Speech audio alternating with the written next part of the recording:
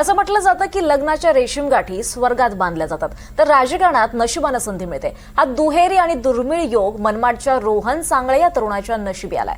शिवसेनेतर्फे उमेदवारी करणाऱ्या रोहनचं आज लग्न आहे आणि आजच मतदान, आणि त्यामुळे बोहल्यावर चढण्यासाठी आणि मतदानाची एकच घाई नवरदेव असलेल्या रोहन सांगळे यांची झाली आहे.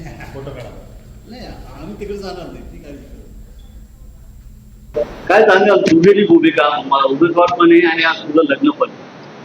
काही नाही, आमचं लग्न हे 6 महिने आधीच ठरलं होतं, पण त्यात आता ऑक्टोबरमध्ये इलेक्शनचा प्रोग्राम डिक्लेअर झाला व त्यात आम्हाला संधी मिळाली तर आम्ही हे इलेक्शन लढायचं ठरवलं. त्यात मित्रपरिवार असेल, घरचे असतील किंवा होणारी माझी बायको असेल, त्यांनी खूप सपोर्ट केला. त्यामुळे त्यात फार काही अशा अडचणी वाटल्या नाही. आताच मी मतदान करून आलोय आणि संध्याकाळी वराड घेऊन नाशिकला जाणार. तर माझं हे सगळ्यांना आव्हान आहे की सगळ्यांनी आपलं मतदानाचा हक्क बाळगावा. आधी जागर लोकशाहीचा या भावनेतून शिर्डी शुभमंगल होताच नवरी मुलगी थेट आपला मतदानाचा हक्क बजावण्यासाठी मतदान केंद्रावर पोहोचली.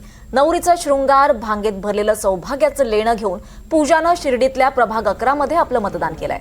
आज पूजानं तिचा निखिल सोबत वैदिक पद्धतीनं विवाह सोहळा पार पडल्यानं नंतर तिनं डोक्यावरच्या अक्षदांसह पूजा आपल्या वडिलांसोबत मतदान केंद्रावर पोहोचत तिनं मतदान केलंय आणि आपलं कर्तव्य पूर्ण केलंय.